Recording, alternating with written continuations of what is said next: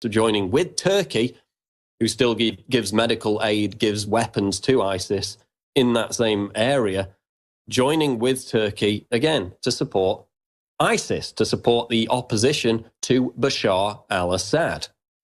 Instrumental in the rise of ISIS. Documented fact.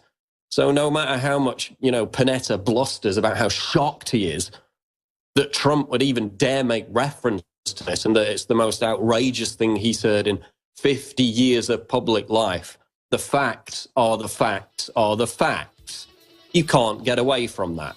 We had the CFR 3 years ago saying, oh, we should go ahead and join with al-Qaeda. Let's become their ally because toppling Bashar al-Assad is what's important. It led to the rise of ISIS. It was a disastrous policy, and Trump is perfectly correct to call it out. We'll be back with more in the next segment. It's the Alex Jones Show Live.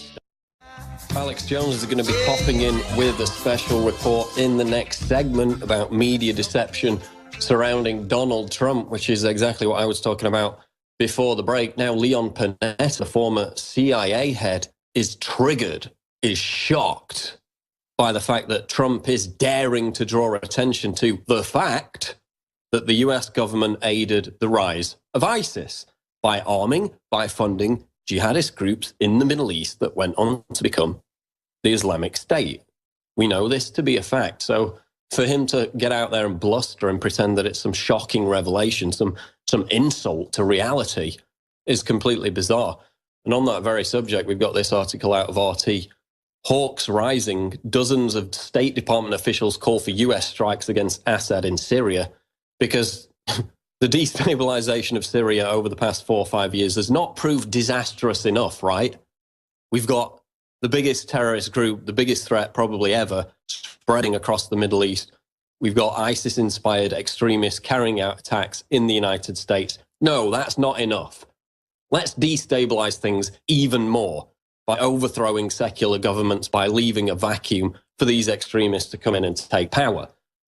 Bucking current US policy, dozens of State Department officials have reportedly signed an internal document calling for military action and regime change in Syria, claiming it's the only way to defeat Islamic State and end the war. So the only way to defeat Islamic State is to remove the government and the military that is fighting the Islamic State. Okay, that doesn't really make sense to me. The dissenting document was transmitted internally and signed by about 50 mid to high-level department officials. According to the Associated Press, the agency said it has since been classified.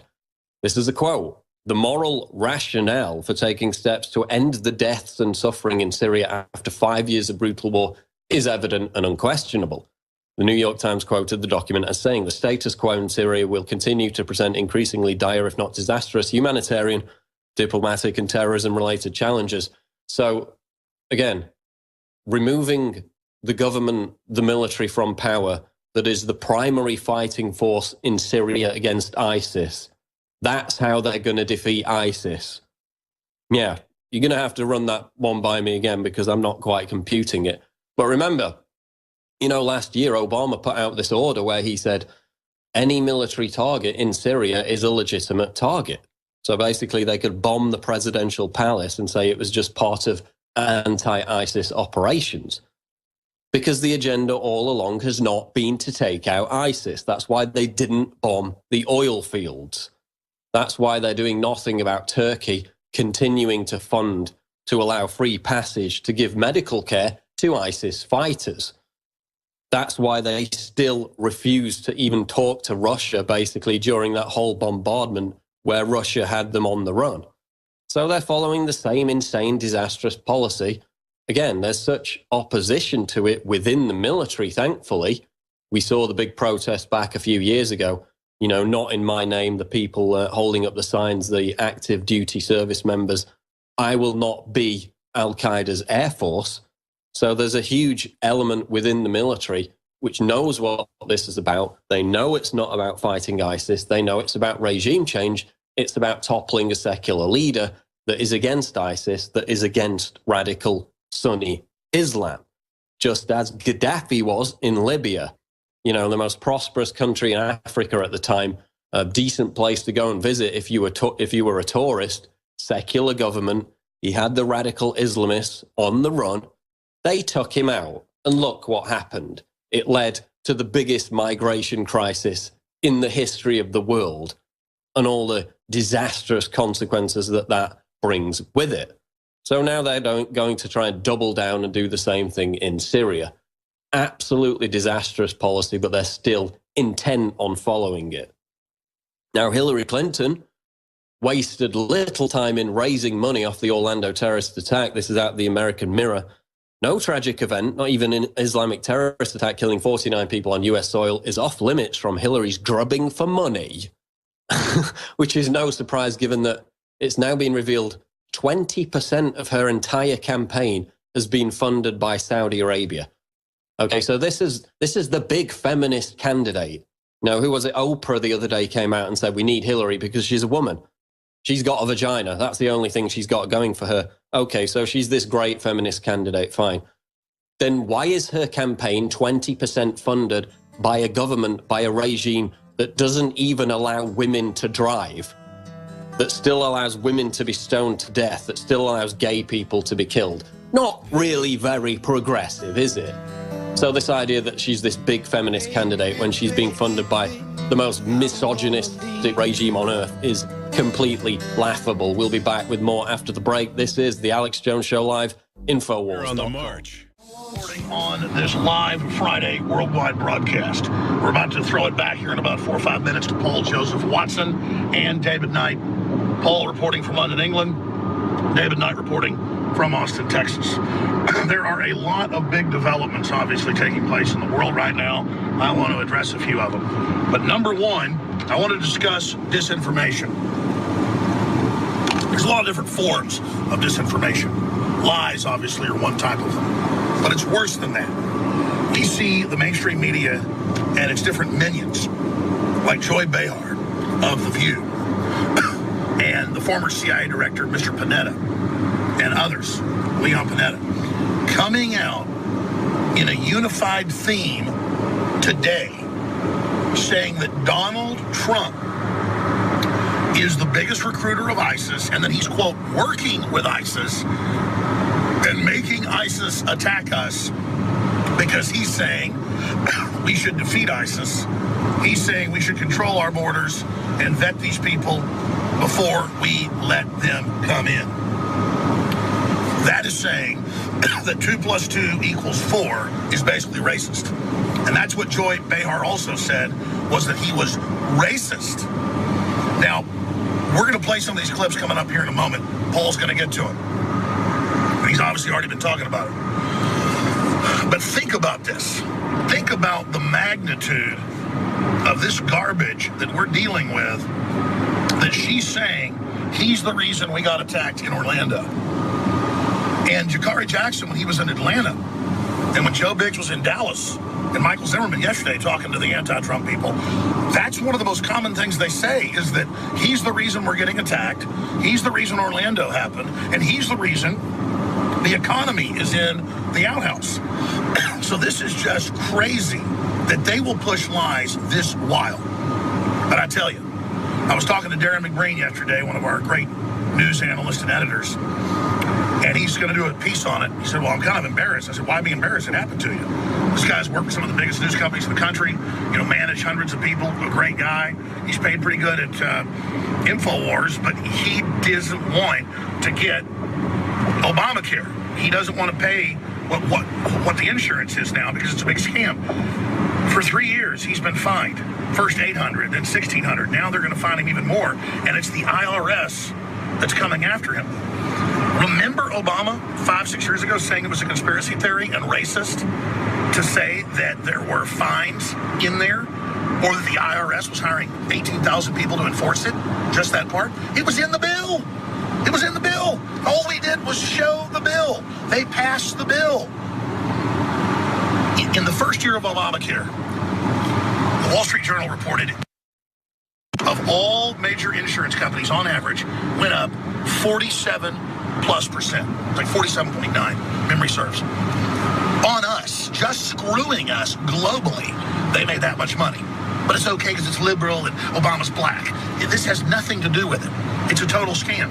So Behar's blaming Trump. All this other insanity is going on. The former CIA director comes out and says he's the biggest recruiter and says he's never heard of U.S. troops handing out pallets of cash to the Iraqis. That was on the news in 2003. That's how they got the insurgency to stand down at first. It was reportedly $20 billion, then another $40 billion.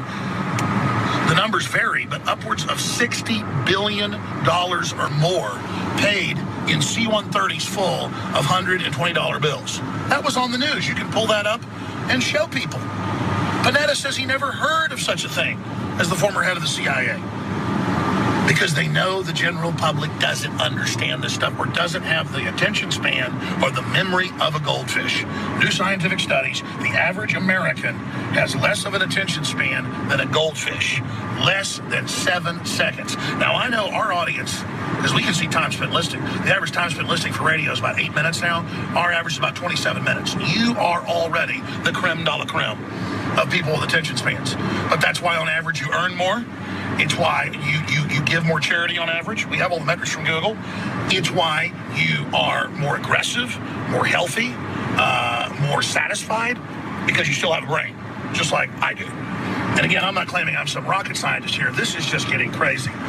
And this is a battle between the giant, dumbed-down, mindless, idiot hordes and the American people who are still somewhat awake. And for them to aid ISIS, Hillary and Obama and the globalists, and when Panetta was in, they were doing it too, and to give them billions of dollars, they were formerly Al-Qaeda, turn Libya over to them, turn part of Syria over to them, part of Iraq over to them, let them set up this Saudi-backed caliphate, and to let them take over and overthrow our allies in Egypt, and then sit there and blame Donald J. Trump. But again, if they succeed in this, this is the great triumph of ignorance. This is the great triumph of mindlessness. This is the great triumph of idiocy. Just like Jakarta has the poor black man on tape, debating the other young black man who's destroying him, and he says Donald Trump wants to ship Africans back to Africa. Black people back to, it's just pure lies. But the guy's freaked out and believes it because he's being lied to in a trance state by the mainstream media and is genuinely freaked out. He's not even a bad person, but he's a victim of this idiocy.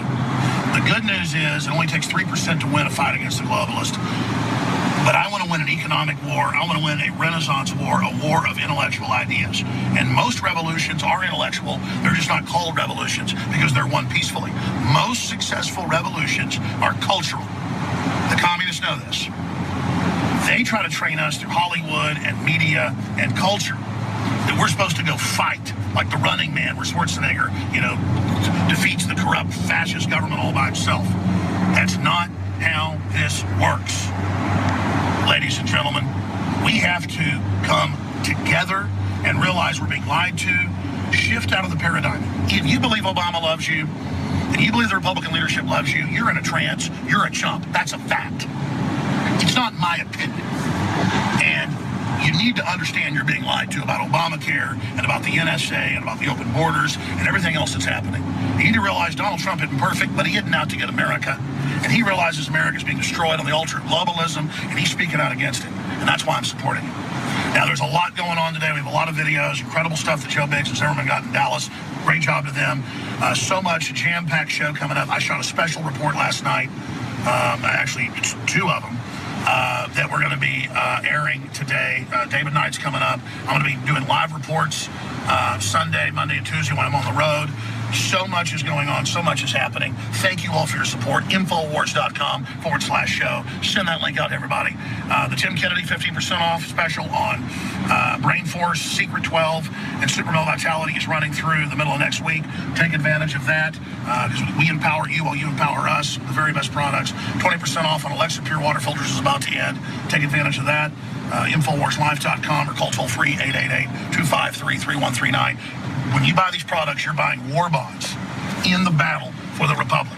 So thank you all for your support. God bless you all. Now back to Paul Watson from London, England, live with the InfoWar.